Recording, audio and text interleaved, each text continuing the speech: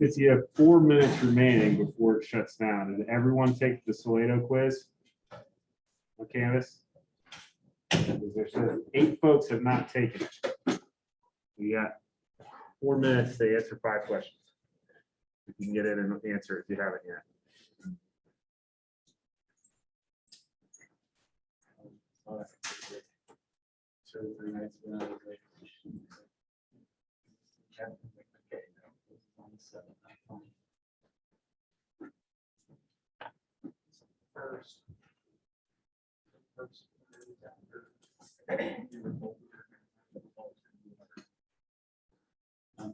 And then I saw it on Canvas that I probably should have done that the first day. So I uploaded it, but then you just go and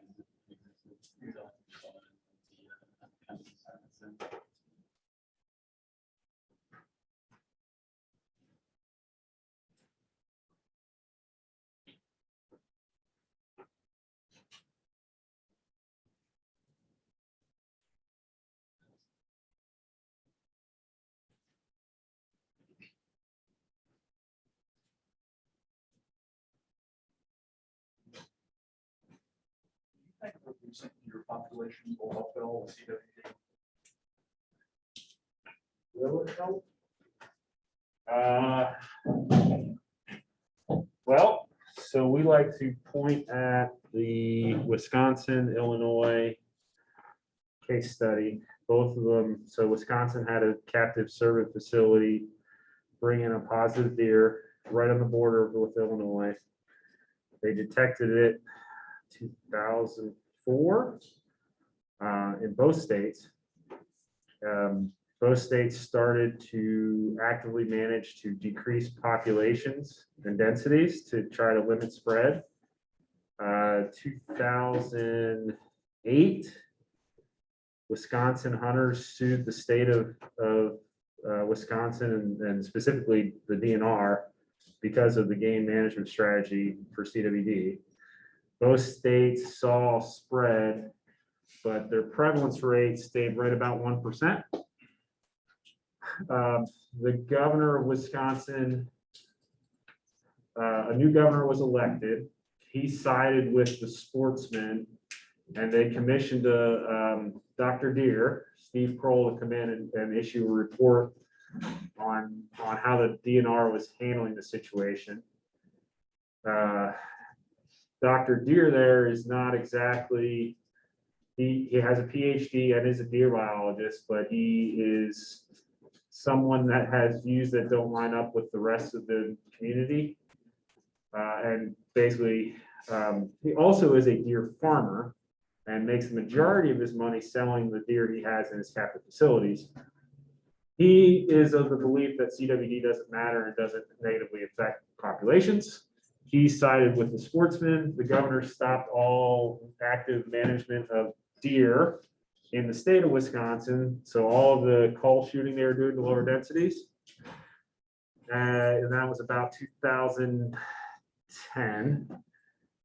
Illinois continued their active management. And by 2016, Wisconsin's prevalence rate and spread had reached 40% of their population, and Illinois is still at 1%. So it slows spread down. It does not stop geographic spread, but it slows the prevalence within the population. I was thinking if we could incentivize hunters to maybe take more does each year. Wisconsin said that, and that was the thing that they said is we could do this. We don't need to be paying biologists to sharpshoot. It was the complete opposite of what happened. So we like to put a lot of management activities into hunters' hands if we can. Hunters will not sit and shoot all the deer they need to shoot to lower densities because, and we're going to get into this, but as your population decreases, the amount of time it takes to continue to shoot deer increases. Hunters tend not to like to sit somewhere and not see deer. It's the big problem, right? So if it takes you 7 hours to shoot one deer, when it used to take you 20 minutes, things change and people stop hunting. Yeah. With that, I think we're at start time. How's everybody doing? You all recovered from the onslaught that was Tuesday? How do you feel like it went? I ran into a few of you in other places, so hands up if you thought it was fair. Okay. How many of you feel like you were prepared now that you took it? Okay. Well, I can tell you right now, there's a very bimodal distribution in grades. So, yeah. Yes. Are we getting our test back from? Yes. Yep. I have those here. So all of you saw your grades from that, correct? All right. Your lab grades will be up. Sarah did grade them, which is why I know about the distribution. We are having a discussion on whether or not we want to try to curve it, whether or not that's necessary. What's that? Well, no, there's a lot of A's. I think the grades are already for it. They are up. Yeah. Okay, she wasn't supposed to do that. So, anyway, so you all have senior grade? Okay. All right. All right, well, we can have a discussion on that at the end. Let's get lectures started. We're gonna be moving into a very math-heavy section of this course. It is going to revolve around estimating populations, monitoring populations, and those types of topics. And in order to understand that, you have to be able to do some math that goes with it. This basically will take up the rest of our time until our next exam. So your next exam will have a lot of math on it. So be prepared. After that exam, we will not be in math as much anymore. So for those of you that enjoy math, you're probably going to really like the next couple lectures. Those of you that do not like math are not going to be very happy. But all of you, it's not difficult. It may take a little time to understand, but it's not advanced calculus. It's mostly just multiplication in some means, or algebra. So it's not too difficult. Okay, so let's get into the beginning of understanding populations and what regulates populations.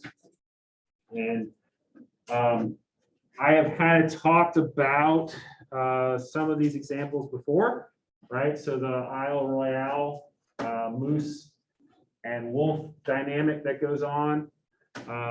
And this is, you know, a lot of what we're going to discuss is trying to understand environmental factors or how other species, whether that's prey and predators, or how prey and food availability from plants impact the entire population's group. Okay, so this is a pretty dramatic way, an easy thing to visualize here, where you get into wolves in the Isle Royale situation. We're very much regulating moose populations. A peak in moose numbers here cause a peak in wolf, the delayed.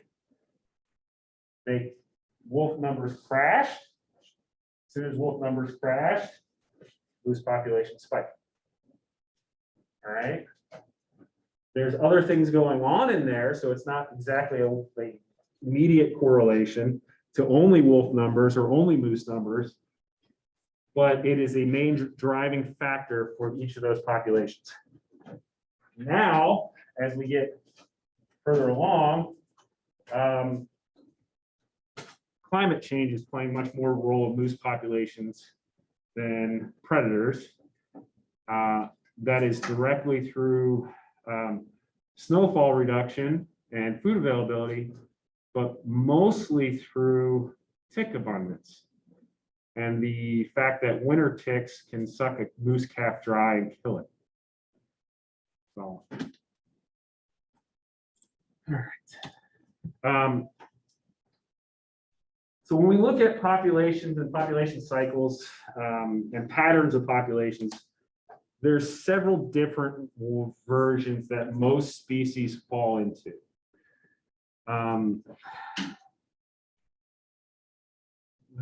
Generally, a lot will kind of fall into this cyclical or chaotic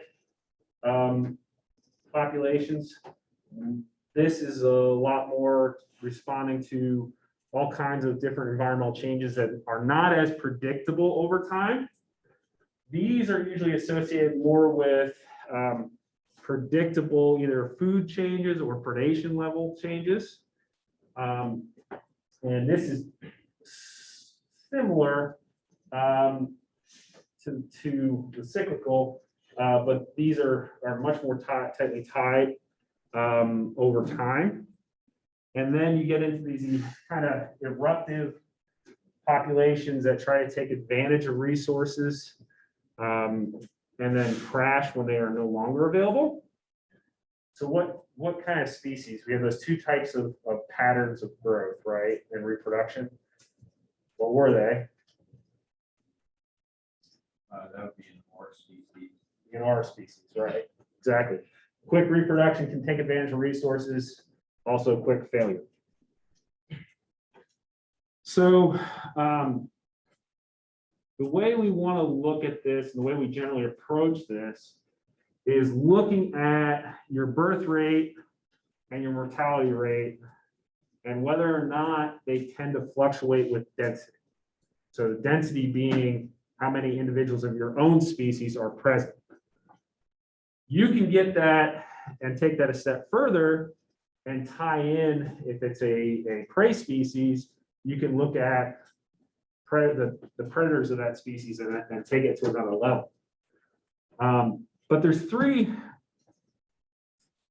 ways that we can look at how a species population may change over time as it relates to density. And first and foremost is they both fluctuate as density of the species changes.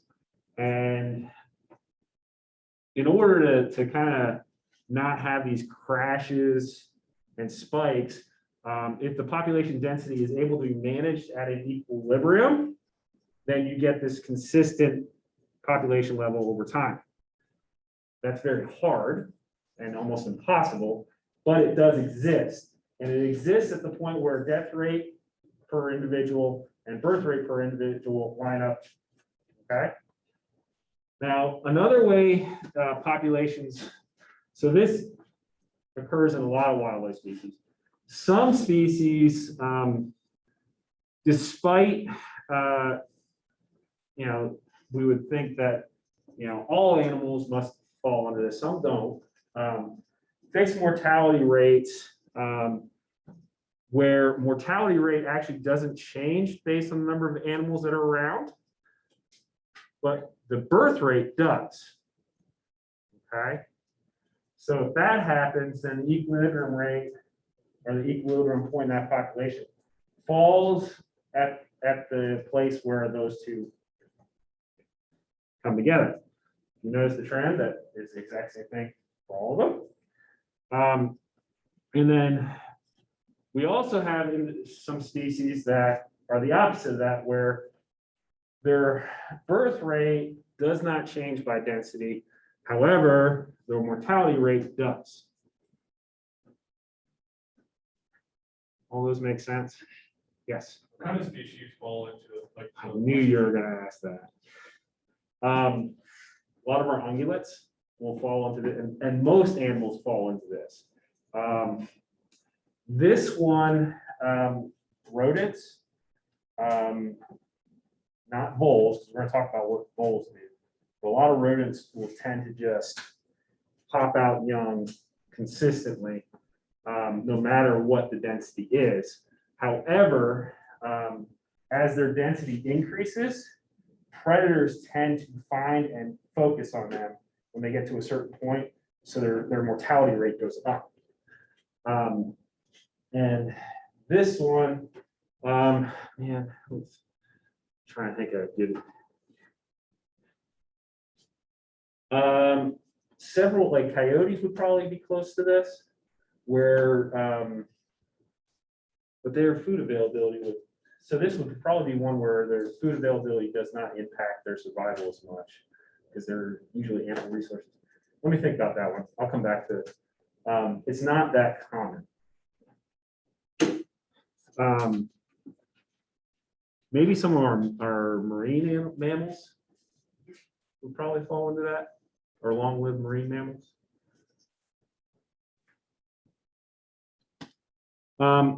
However, all of this is under the assumption that environmental factors and the environment is not limiting populations and carrying capacity, it's term carrying capacity. And we've mentioned it before, and you guys are, for the most part, familiar with it. Well, carrying capacity has to come into the equation because the populations need resources to survive and grow, and those resources are not generally endless. So carrying capacity is this point, this number that we can calculate, or resource level we can calculate, that a population, when it begins to approach that, is going to affect the survival rate or birth rate of that population. And generally that means the species has a logistic growth, which makes this S curve.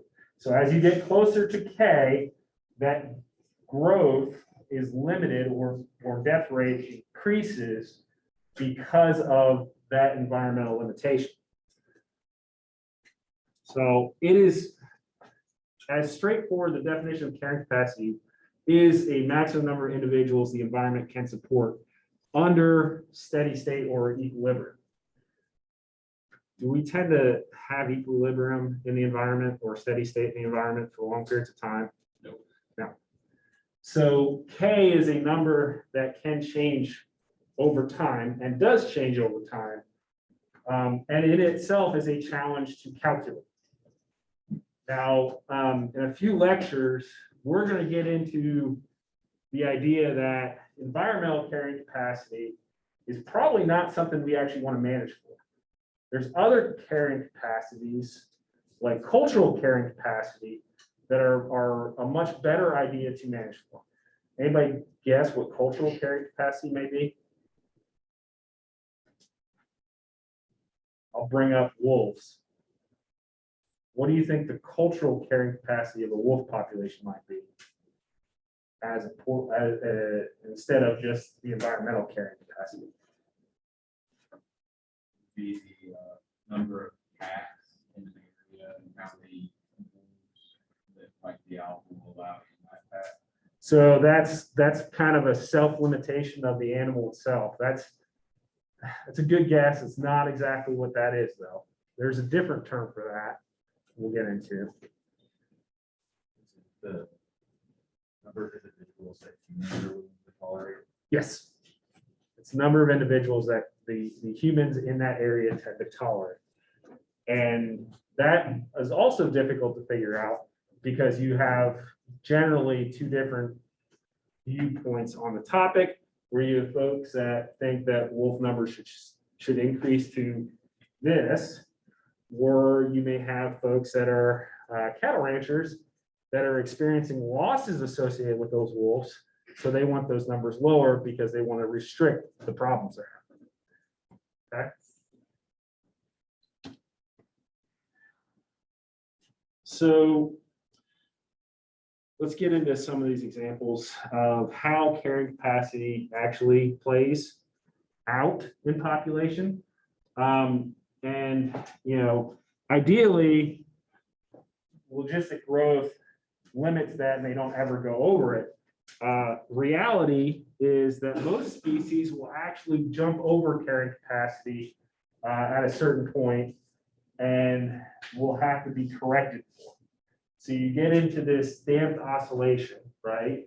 Where a lot of our longer lived species will tend to, especially at the beginning, as they approach it, overshoot it a lot more than later on.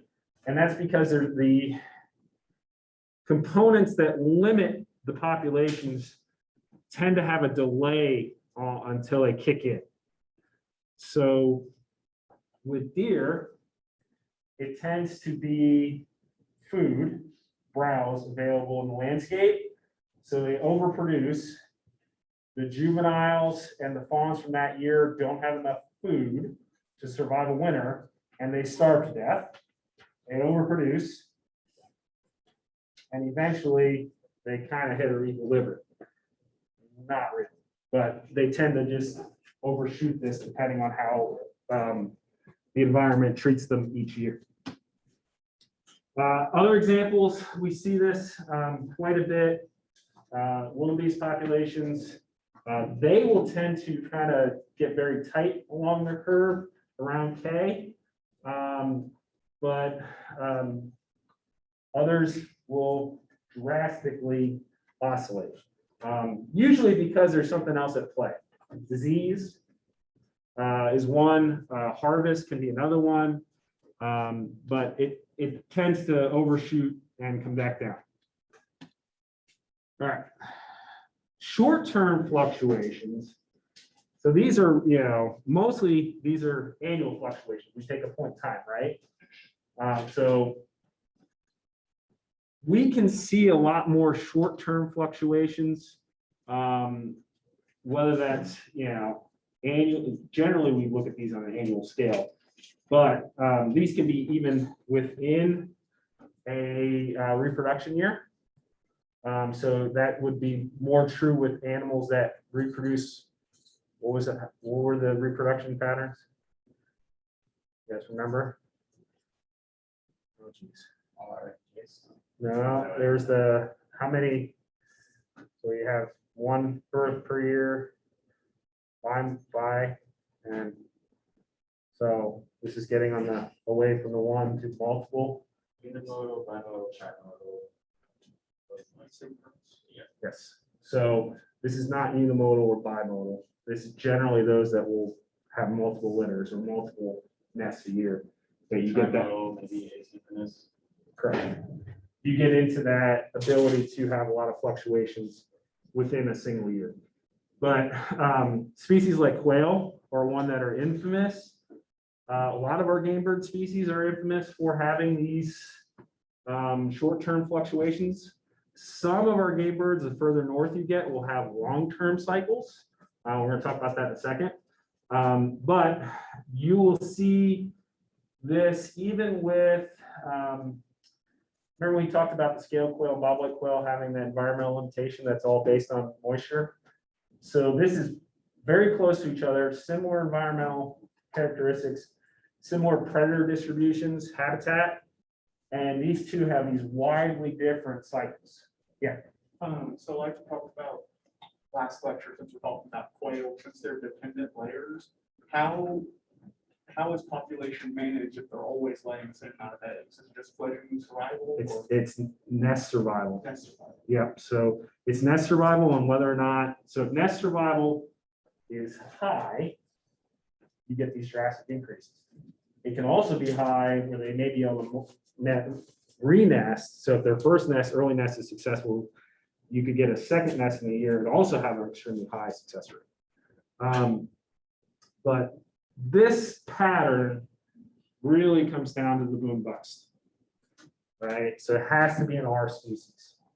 Cycles tend to be to see these drastic oscillations and changes. They have to have the ability to reproduce a lot in 1 year or in one reproductive cycle.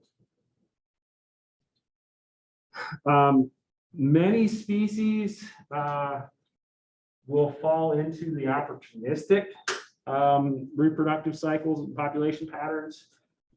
This one's going to be a lot more on responses to food generally, and favorable environmental conditions to survival of their young.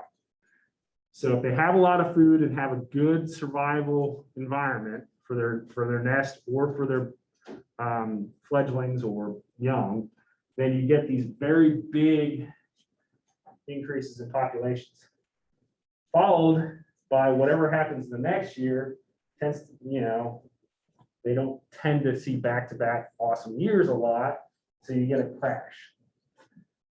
A lot of our migratory birds fall into that because they will tend to nest or have one successful nest a year. They will try to reproduce multiple times in that year. But if food is limiting or weather is bad, they tend to seem to fail consistently in that. So you get good reproduction, bad reproduction, good reproduction, bad reproduction, and their population follows suit.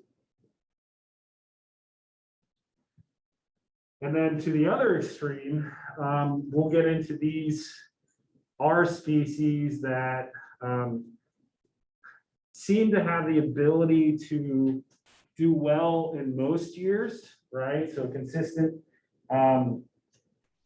success, consistent survival, but they may get years where food availability is through the roof, or predation is down for some reason that year. And at that point in time, they will skyrocket. All right. So their body conditions are such that they, food availability is through the roof. They may be able to increase the number of young they have by double or triple in a year. All right. So it may be that these species normally only have one reproductive cycle, but because they're in such good health that they actually have two. Questions on that?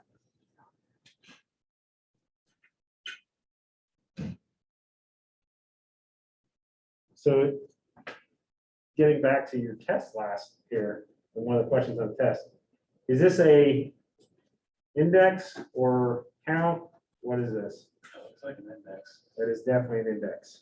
And that's the number of records taken as opposed to counted. Correct.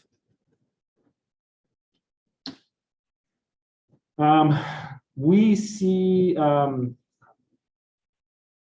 rodents, especially the voles and lemmings, have this really weird and well-studied cycle of basically short 3 to 4 years. This is especially true in northern systems, or closer to the poles or southern, where that cycle is much more evident. And that probably has a lot more to do with environmental factors at the poles, but we still see vole cycles here in our populations in Kentucky. They're just not as dramatic of increases or decreases, so they're damped down a little bit. And there's a couple things that, so we see this across their entire ranges. So these are different locations that the populations were being monitored. As you can see, you can't always get to where you want to study things each year, especially in the Arctic. Things go wrong, field work. But all of them exhibit this kind of, right, up, down. They're not synchronous within the species. So they happen differently across geographic areas, but they all tend to follow the same pattern. Now, this was kind of noticed, and well, why is that? It doesn't really make sense. Why wouldn't they all be synchronous, right? So at what point across the landscape do they switch from this cycle to this cycle? So there's been a bunch of folks that have looked into this. Some were curious to how that may impact higher up the chain, right? And for species that are much more mobile than rodents, that say rely on rodents for their survival and the survival of their nests. And what we see is, yes, they do impact their predators. So what is the question that they're getting at here was, I mentioned rodents being, they get to a point and all of a sudden that mortality increases because the predators find them. So the thought was all these declines here were directly linked with predator abundance and them keying in on it. So what they were looking at, some researchers were looking at is being in the Arctic, the major predator for a lot of these guys that is more mobile are snowy owls. So they're looking at how does that population level track with the number of snowy owl nests in the area? And is it a predictor of snowy owl presence? And then does that predict the decline in the population? So our predator is the limiting factor of this cycle. What do you guys think? Doesn't look like it. Why not?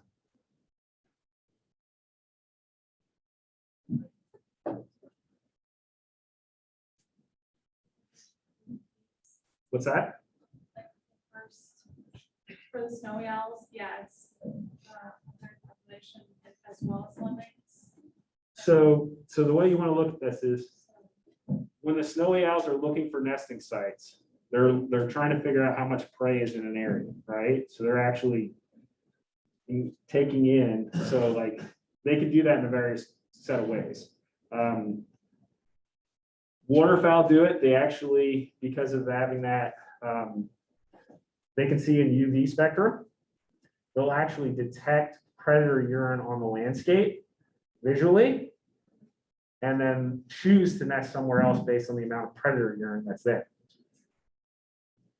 The opposite can happen where you have prey or predators looking for prey urine and density of prey urine. Northern harriers actually hunt by following a trail of urine in a field. Really cool. But so these guys are looking around. So if they have a high bull density, are they using this to nest in that area? So if you're looking at whether or not they're having an impact on the population, you'd want to know what's the response when there's this many nests, what's the response of the population next year? How's it change?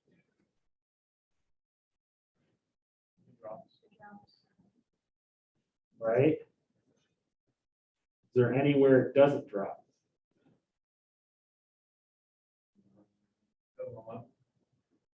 Yep.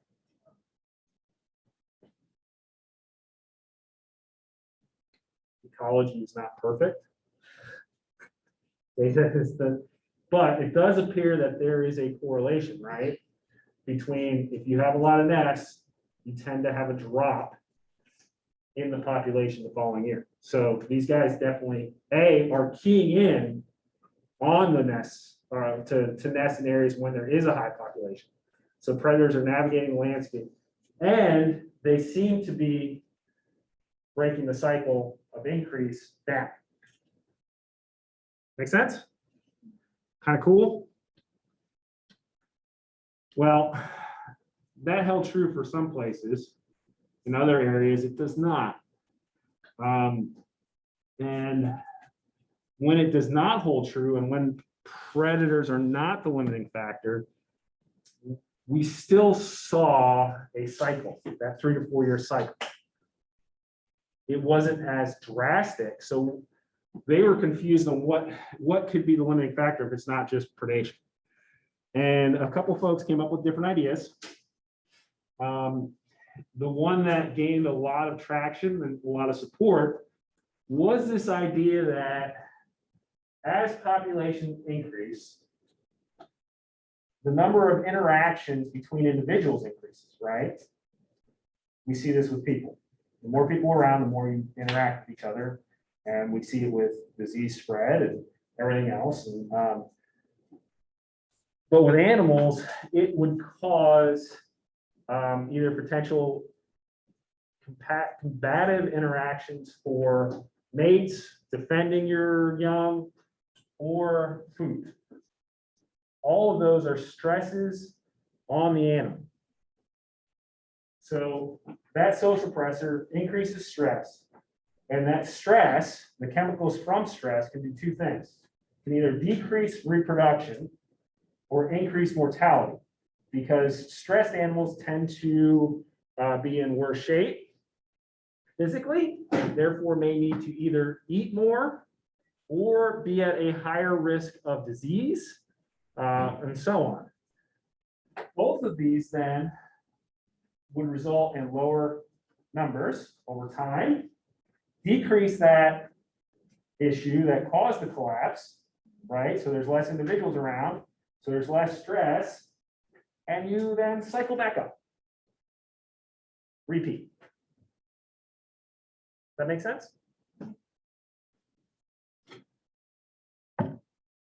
People thought they were wrong, so they came up with different alternatives.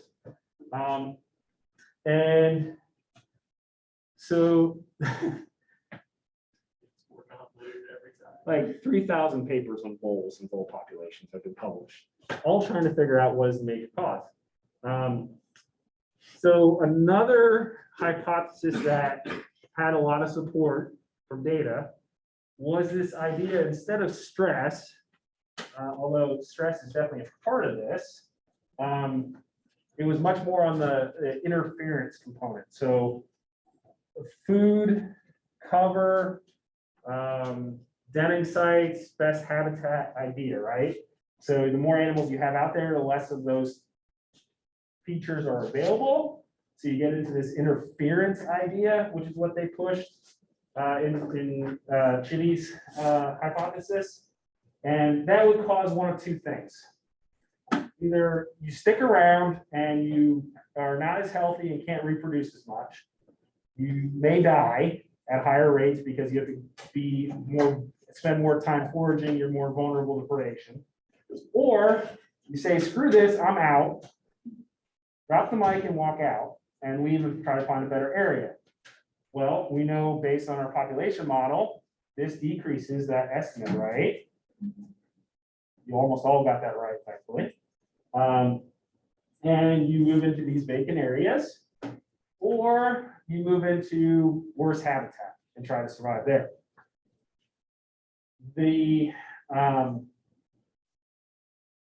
This kind of, if you stick around, you end up seeing a reduction in size because of reduced food, reduced physical stature and status.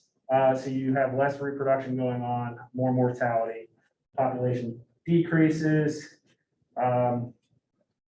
Over time, this could actually cause a change in reproductive strategy. So you could evolve to reproduce less to dampen this issue. However, you still have individuals in marginal habitat. If they aren't causing a problem, as their population grows, you have the potential to increase the number of people that are leaving that population, and where are they going to go? They can come back into this population and restart the entire thing again. So also has a lot of data that supported it. Oh, it's horrible. So the fact is, and what we think is going on is, yes, they're all right. It's all the above. It's not a straightforward answer. And to be honest, it would make sense that it's not a straightforward answer, because you would think that having multiple responses to stimuli against your population would make sense and be an evolutionary good strategy. So that's short-term cycles. Long-term cycles, the one that everyone talks about is the lynx and hare, snowshoe hare, because it really fits nicely. And a lot of our population models actually have come out of this system for understanding how predator-prey dynamics work. Because you have a somewhat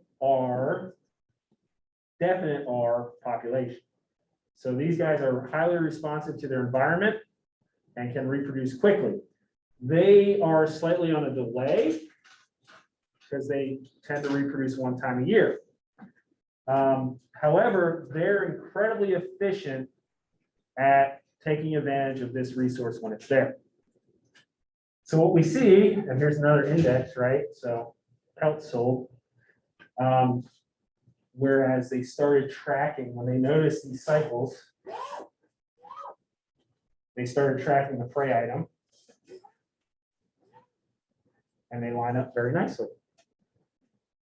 There was a thought that, let me see here, that there was other species and other habitat variables that helped facilitate some of the variation in this tight length. So why all of a sudden we had a population that skyrocketed to here this year? Previously, we had a lynx population that was through the roof that brought that down. We didn't have that in these years. So why didn't this maintain its very high level? So how do you explain that? Well, they explained it through the fact, let's see here, that the rabbits or the hares actually consumed the majority of the aspen that was there, which they ate themselves out of house and home and caused that to fall down. When that happened and the model showed that that was a very good explainer, then they said, screw the lynx, it's not the lynx, it's all habitat. And there was a lot of discussion on whether that was true. And over time, it appears that yes, this is a factor. Competition for, so grouse, rough grouse, eat aspen buds. So they're kind of another competitor for food. And their populations also cycle drastically.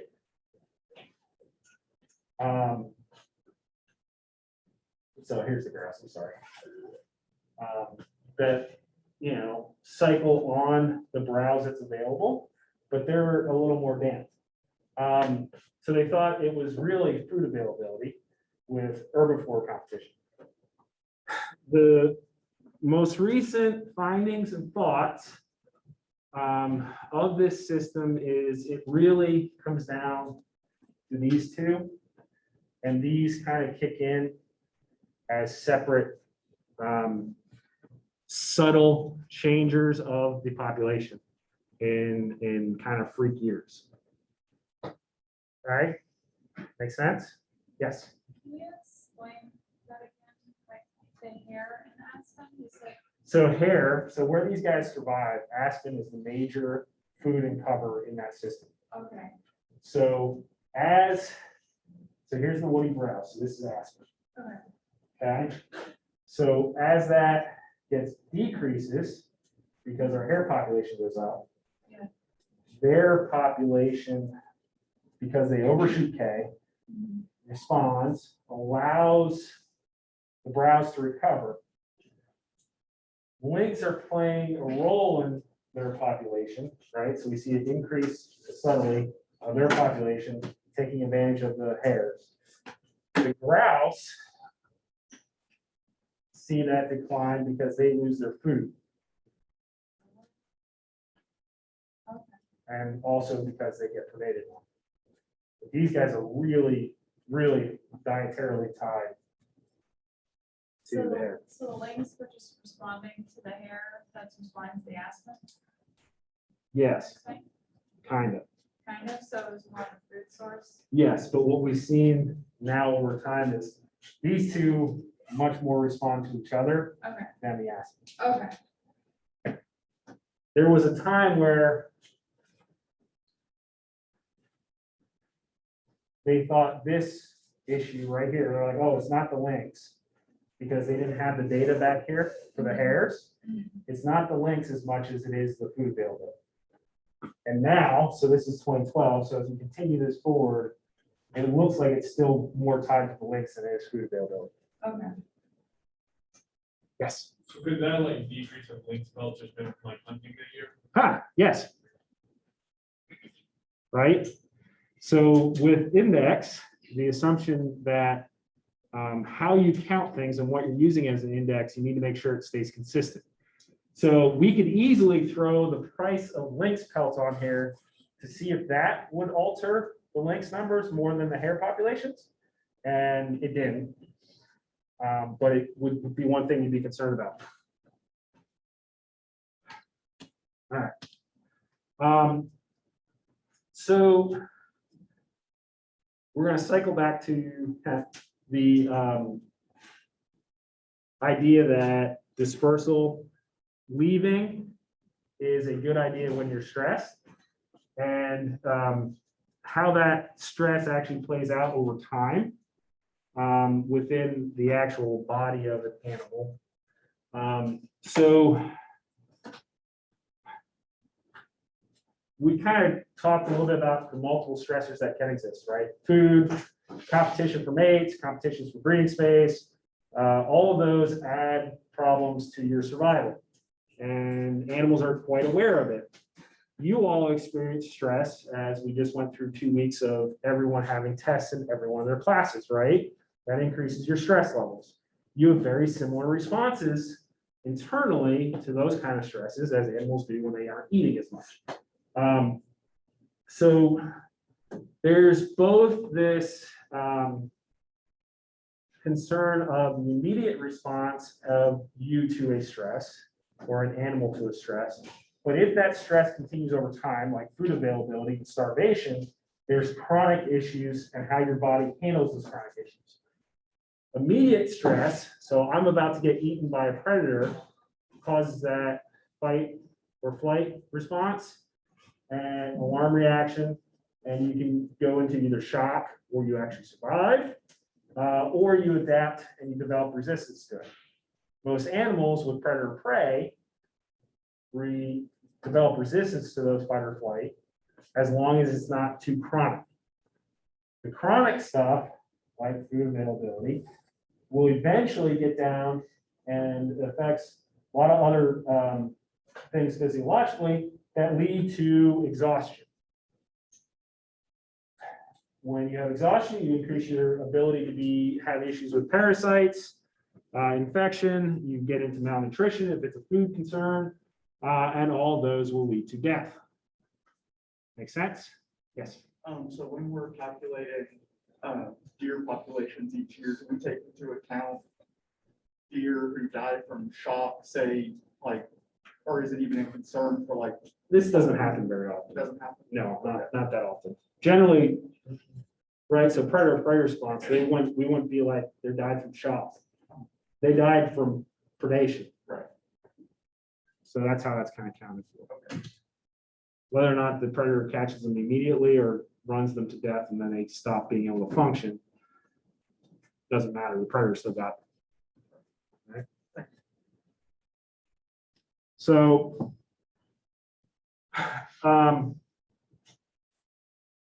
your nervous system is kind of where all this is going on. And when you get stressed, the response of your nervous system can happen in different ways.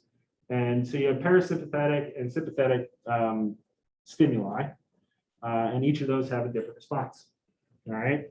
Not as concerned about you guys knowing this, just know that there's responses to different things. The pathway so those chronic stimulations, hypothalamus, this is where we're getting to that. Here's your hypothalamus. So the cortisol levels here decrease. You just basically follow through energy issues and eventually all the way through the system. But the big thing is know that there are different effects of long-term issues, short-term issues. For those of you that are in biology, you're probably much more interested by the actual impact of the nervous system and the pathways of the endocrine system. Cortisol levels, okay? The adrenal glands play a pretty major role in everything that's going on, especially with those immediate stimuli, not the long term, because that is what, so the predator-prey response, the prey is going to respond with kicking out a whole bunch of epinephrine. And this is your actual fight or flight response chemically. And all of that allows them to basically try to avoid being eaten. All of that then needs to be processed afterward. Certain species are much better at that and dealing with those chemicals that are produced. Birds, reptiles, amphibians, all do quite well dealing with the fight or flight reaction. A lot of that is because they have evolved to deal with that stress over time. Certain species like ungulates, especially in northern climates, are unable to deal with that stress. And we get into problems of them developing what we would call, we termed it capture myopathy, because we saw it a lot when we were catching these species and tagging them, that the amount of stress that we induced in them through that process, the animals weren't able to process it, and in about 3 to 14 days later, their muscles broke down and they died because of the chemicals that were produced caused those muscles to basically just erode. So we have the term capture myopathy. And that a lot of that is because the predator prey and the stimulus that they got from evolution with their predators is they either got through it real quick or they didn't. They got away or they got eaten. So when we catch them for tagging them, there's a process time, right? So the adrenal gland never stops kicking out stuff while we're handling them for 5 to 10 to 20 minutes. So it overloads the system. Where in reality, if they were trying to run away from, say, a wolf or a mountain lion, which is what they evolved to do, it would either be done in 30 seconds to a minute or it wouldn't. So they could deal with that level of fight or flight hormones, but not a long-term stimulus. Okay, does that make sense? So don't rabbits like kill themselves before they're like with intense stress? They induce like some sort of, I don't know, heart attack or whatever, they die. It can. Is that because of this? Yep. Yep. So if you were managing an, like I brought that capture myopathy up, because when we start trying to catch animals to tag them and monitor them, this issue is something that is discussed heavily. We are currently discussing with our elk project because we are chasing elk with helicopters. And so we're trying to figure out, and Kate, who's going to give a talk about diseases at the end of the month, we're equipping the helicopter with a dash cam and GoPros to monitor the amount of time the helicopter's chasing the elk to look at the outcome of that on their survival, to determine if helicopter capture is actually a good idea for us to use for elk management and capture, because it's super efficient in terms of catching them, but does it impact our survival? That's what we're trying to figure out. So come spring, I'll have some really cool footage of a helicopter chasing an elk. You show us at some point. Yeah, I've got some now, so. All right. Questions? We're gonna get into a lot more in populations. So this is just a start. Yes, So they don't, so that on the slide it said cortisol, that doesn't stop. that what you're saying? There's a few, A few others? yeah, so, Those also? Mhm. Okay. Yep. All right, so with that, I will, let's, hold on here.